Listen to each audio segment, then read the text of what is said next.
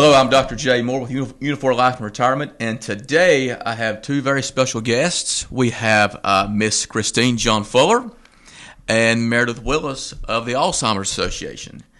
And today they're going to be talking about Alzheimer's. It's a big hot topic, especially right here in the Unifour of Hickory, North Carolina, and also about the upcoming Alzheimer's Walk we're going to be having in October. So, Christine, we could start with you, ma'am. Yeah, thanks for having us. So we're elated to be here. You know, we serve the entire state of North Carolina. You know, individuals hear about the name the Alzheimer's Association, and that carries a lot of knowledge and weight, and we're very proud of the fact that people recognize the association as a trusted resource in our area. But sometimes I don't know if they realize that this means boots on the ground, care and support services here within our own backyard. And so we have two chapters here in North Carolina, and we serve the entire state of North Carolina. We have staff that are embedded across the state that really every single day are here to be able to take care of families who are impacted by the disease. So we're super excited about the fact that we're able to kind of tell you a little bit today about the association, about what we do and how we can support families, and then how we kind of fund that mission. Outstanding. I think Alzheimer's is something that we could probably all raise our hand and say, you know what, somebody in our family or somebody we know has been affected by Alzheimer's, at least at some point in our lives. Yo, you're exactly right. I mean, we use it as a joke, but it's not obviously necessarily a joke, which is we all have a brain. Some days maybe we feel that way more than others, right? Exactly. But the biggest risk factor that we have is that we all have a brain. So obviously there's always the possibility that any of us could develop the disease. So what we always want to make sure that we are doing is helping support those that need us most to understand if, you know, the risk factors from that standpoint, and then help them through the journey. But here in North Carolina alone, we've got about 180,000 individuals who are living with a diagnosis of Alzheimer's disease, and they're kind of taken care of by friends and family that make up about 369,000 individuals just here in North Carolina that are essentially impacted by the disease, either living with or caring for someone that has received a diagnosis. Right. Question, Christine. Alzheimer's, you know, we've heard a lot about it, but who can get it? I mean, is it something that's hereditary? Is it something that, you know what, these are some habits or eating habits, foods you can stay away from to prevent from getting Alzheimer's? Who could it attack? You know, we were talking earlier about, before we came on air, right, about breakfast and what we did and didn't have, right? All those things kind of play into that. And so what I would tell you is this, you know, Alzheimer's is a form of dementia, so a lot of people are not sure about the differentiation between the two, but Alzheimer's accounts for about 60 to 80% of dementia cases. And with that, outside of us all having a brain, the next highest risk factor is age and aging into that. However, age is not necessarily the case. So about 200,000 cases a year, individuals that are under the age of 65 that are diagnosed with the disease.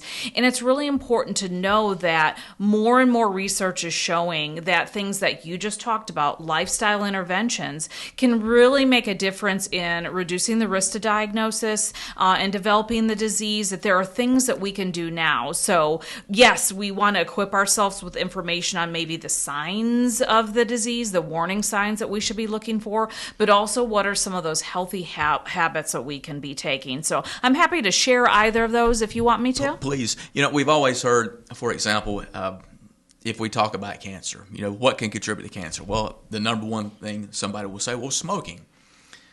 Okay. But still yet, you can be a non-smoker your entire life, you can eat healthy, and you could still get diagnosed with cancer. Alzheimer's, what's something that we could probably do if somebody's looking and say, you know what, I've seen one of my relatives go through that. What can I do to prevent that? More exercise, healthy eating, what can maybe keep my mind? I've always heard as we get, I don't want to say older, more mature, more seasoned, to keep my mind active by doing crossword puzzles, for an example, or things like that, remedies or preventions from Alzheimer's. Yeah, you hit the nail on the head. I mean, so we talk about kind of these ways that we can do healthy body, healthy brain type of activities from that standpoint. You mentioned several of them right off the bat. So obviously quitting smoking, breaking a sweat, so heart healthy activities, heart healthy diet. So again, not necessarily just a Mediterranean diet, but that kind of diet is a great example of things that we are seeing even through research in our own backyard is really supportive of reducing the risk. It doesn't mean that we are completely eliminating, but that we are reducing the risk to do those things. So any of those pieces that we can do, staying cognitively active. This week I've been to several bridge tournaments that were fundraisers for us in which we had individuals that are stimulating their brain through the strategy of playing bridge. That's great brain health activity. And they're doing it while they're socializing. So, Meredith, right? Yep. You were on a family vacation just recently and there was lots of socializing going on. Lots of socializing. And I tell people too, if you're at home, you can't get out, but turn the TV on. Wheel of Fortune, Jeopardy, things like that, to where you can actually interact with the game show as well too, just to keep your mind going too. So the game shows are pretty good. I've always watched The Price is Right. There you go. I mean, it's just it keeps you guessing, right? Not that you just want that prize or you want that new car, but you want to play the game and maybe win. And that's how some of I guess the contestants got on the show because they were fans of it. They applied, got on the show, and that's how that transpired. So it's unique. Yeah. So think about it from like stumping and challenging yourself, right? So they're asking you questions and you're cognitively thinking through what the answer to that might be. That's a great example. We tell people one of the great ways is to continue to learn something new, whether that is, learning a new hobby, maybe taking a class of some sort, maybe you want to learn how to do a certain craft, or you want to cook something new, or, maybe it's a sourdough bread baking class or something of the sort from that standpoint. Those are great ways to learn new skills, which keeps your mind active. Board games, I guess, would be one, too. That would be a good one. Senior centers are a great way for seniors to get involved, too. There's lots of activities, lots of crafts that they have going on, bingo, board games, card games like you mentioned, all of those things get them out socializing and getting their mind active. You mentioned that, Meredith. I know we're part of Senior Information Resources where we had the senior ball, senior dance. Yes. We had just about a month ago. A lot of seniors involved. They did a lot of the senior activities, running and racing. You would think they were in some kind of Olympics right here in Hickory. But they all had a great time, and we capped it off with a good senior ball. So I think that kind of ties into keeping the brain active, right? Absolutely. It's a perfect way. And again, also keeping the body active. Yesterday I was at an event where they had Motown music playing. All the residents were out there on the dance floor having a good time.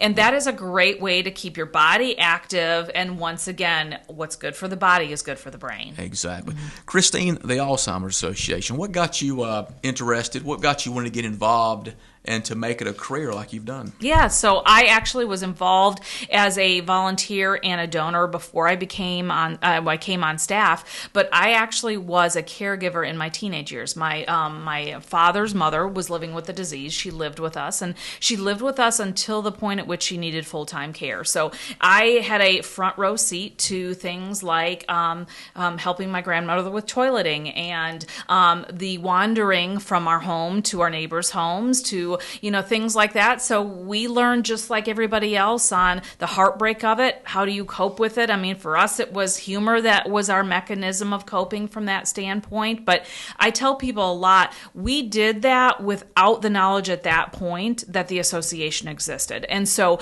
now, and when I did determine and realize that there was an entire network of support there, I wish families like mine had known. I wish my family had known about the Alzheimer's Association and what could have helped us navigate something that we did on our own because we just didn't know that the association existed. And I'm sure you get that all the time. Absolutely. I do. Had I only known that you guys existed when my mother was still alive, or my grandmother, or a grandfather, or a family member. And what kind of makes what you ladies are doing and a part of so special, right? You've got personal stories, and what you're doing is helping people. You're informing them. Hey, folks, you're not alone with this dreaded illness that you may have a loved one going through. There's a chapter, there's an organization that's here to help you. I think it's kind of special.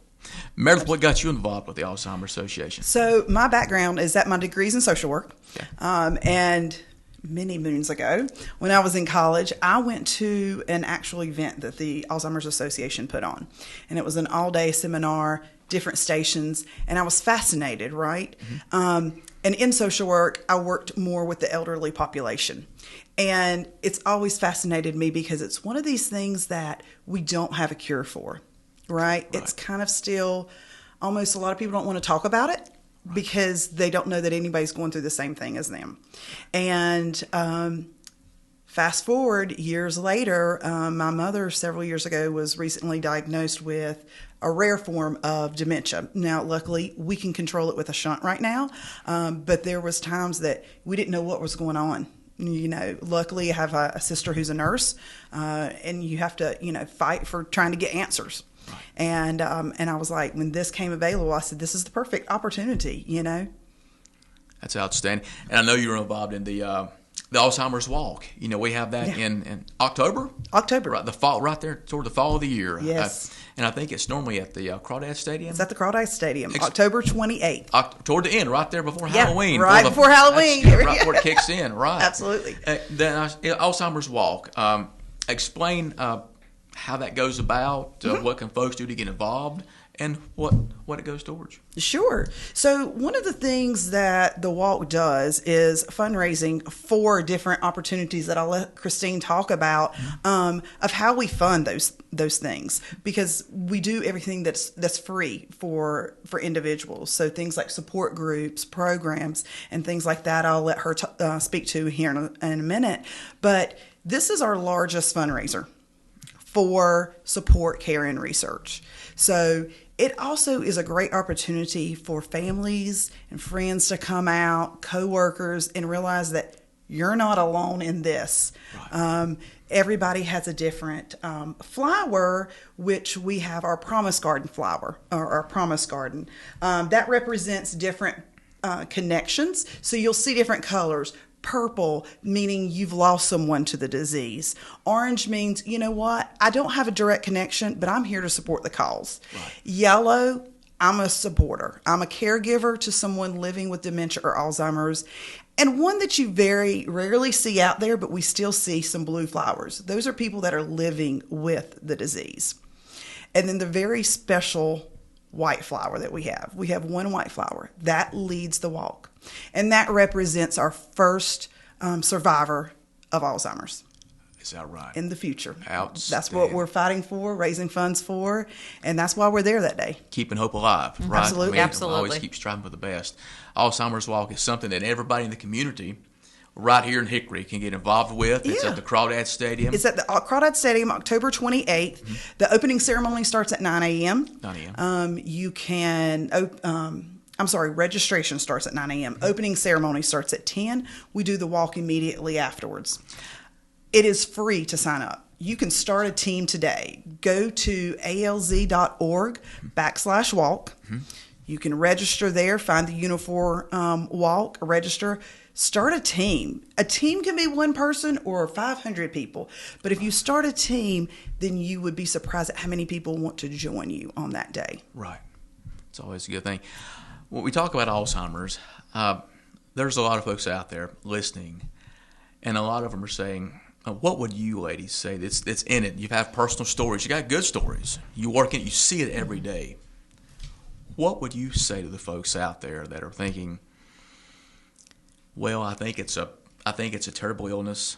This is a good program, but what's the odds of me getting it? What would you say to those folks out there? Listen, I hope not to get it either, just like you don't. But it's like anything else. That 50 cents will get us a cup of coffee, half a cup decaffeinated. So what would you say to the folks out there with that frame of mind that I probably won't get it? Well, here's what I would say is that the numbers tell us differently. That, we're looking at right now over 6 million individuals, nearly 7 million individuals that are diagnosed and living with the disease. And that is really, we're just talking Alzheimer's. We're not talking about other forms of dementia, which we also support and serve and guide people through as well from that standpoint. And so the idea that maybe it's not going to touch your family is really something that I would encourage people to think about. The prevalence, as we have more people that are aging in, we've got baby boomers that are aging in, we have more people that are going to be diagnosed. And so this is not something that we just say, but the national, the federal government has said this is a growing crisis that we have on our hands as people are aging in and more people are going to be diagnosed. That if we do not address, could bankrupt the federal government because of the costs of care from that standpoint. So there's very serious implications, not just on a familial level, but on a national level as well from that standpoint. So I think there's always times when we talk about disease states where people might put their head in the sand. So they know that someone in their family has it, but they don't want to really think about it. That's too hard and difficult for them to think about. But putting our heads in the sand, because my grandmother had it, that means that I have to be looking out for signs in my own father. That means that I need to be taking care of my own brain health now from that capacity. So it's really important that we are thinking through that and trying to mitigate the risk. And also, if there is a possible diagnosis, you are seeing signs, there's also hope that earlier diagnosis, if you see signs and talking to your doctor early about that, may mean that you have more time with your loved one because there's more time to get on a right treatment, to have time to plan together for what the future looks like. In organizations like what you're a part of, the Alzheimer Association, and being a part of the walk, you get to meet people like you and Meredith and probably learn things that would make you more aware of maybe some of those beginning signs, right? Instead of just having our head buried in the sand thinking that, I'll just address it when it comes. Whereas we could sit back and be an alert and be a supporter of it, the Alzheimer's Association and the walk, and just be more familiar about what we can look for and expect. So here's what I would tell you.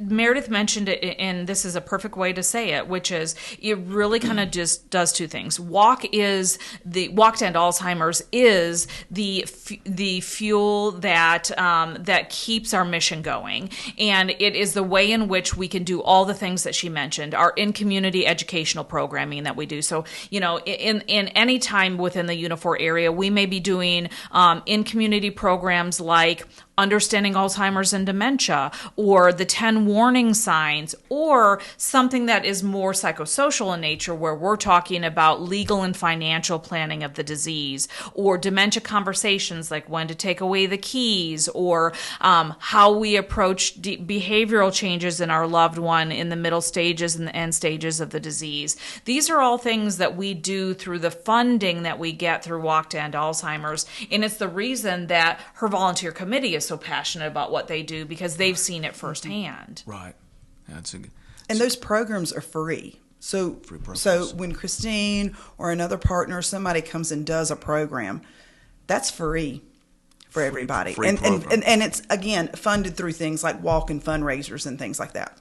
So, if anybody wanted to have a program or set up some kind of a meeting or anything like that, it's folks like Christine and maybe yourself, Meredith, I guess, that would probably partner up and go there and educate folks. And we have education partners as well. You really do. Mm-hmm, so absolutely. The education's out there. The support's out there. We have things of that nature that's people are not alone. It's not something they just feel like, I'm like Tom Hanks in the movie Castaway. I'm out there all alone. There's some people, there's a group of people, there's an organization out there with that's firsthand have had experiences. It's what led you probably to want to join this Alzheimer's Association to fight for the cure, because that's what it's all about, right? Absolutely. Finding a cure and taking care of people that our past loved ones weren't able to see, but hopefully there's a future out there that will. Mm-hmm. So that's an outstanding. Folks, Alzheimer's, it's something that affects all of us, not just a certain group, not just a certain class of people. It affects each and every one of us on a daily basis. In closing, Alzheimer's Walk, October 28th. October 28th at the Crawdad Stadium. I have two other quick events, fundraisers that I want to mention while we're on here. Please if that's okay. Yes, please. So on July 28th at the Crawdad Stadium, we are going to be having a Paint the Park Purple fundraiser. So we'll have the link. You can go to our Facebook page right now. It's Walk to End Alzheimer's Unifour. Be on the lookout for that advertisement. There'll be a link that you can buy your ticket directly through there. and proceeds go back into the Walk to End Alzheimer's. It's a fun night. We did it last year. We had someone with Alzheimer's throwing out the first pitch. Everybody wear purple, get excited, register for Walk. It is never too early to register. Do your fundraising. Also on Friday, August the 18th, the Hum is going to be having a give back benefit night for the Alzheimer's and Awareness Night. So we'll be there handing out information, answering any questions that anybody may have as well. So we got things going on right here in the summer. Absolutely. In July, August, and in October. So it's not just one of these things that's like a Thanksgiving meal that's one and done one time a year. We've got something good going on to support this cause. And I can't thank you enough for your time. It's been very educational. I know the folks out there learned a lot. I know I did. Folks, in closing, Christine John Fuller, Meredith Willis of the Alzheimer Association, get out, support these folks. They have a great cause.